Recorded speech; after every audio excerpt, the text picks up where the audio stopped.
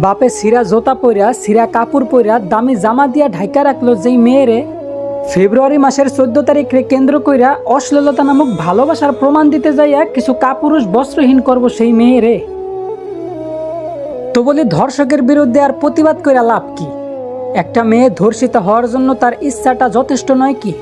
যেখানে একটা মেয়েরে হালালভাবে স্পর্শ করতে হইলে সমাজ, সংসার, পরিবার, বিয়ের মাধ্যমেই তার কাছে যেতে হয়, সেখানে 20 টাকার ফুচকা খাওয়ানোর নাম সত্যিকারের ভালোবাসা কেমনে হয়? তো বেশি কিছু বলার নাই, শুধু বলমু আল্লাহর লানত পড়ুক ওই সমস্ত মেয়েদের উপর যারা ইসলাম ধর্মের মেয়ে হওয়া সত্ত্বেও নিজেদের সম্মানটারে কখনো বুঝে নেই। আর ধ্বংস হোক ওই সমস্ত কাপুরুষরা যারা একটা মেয়ের পেট থেকে জন্ম নিয়েও একটা মেয়ের সম্মানটারে রক্ষা করতে পারে নাই।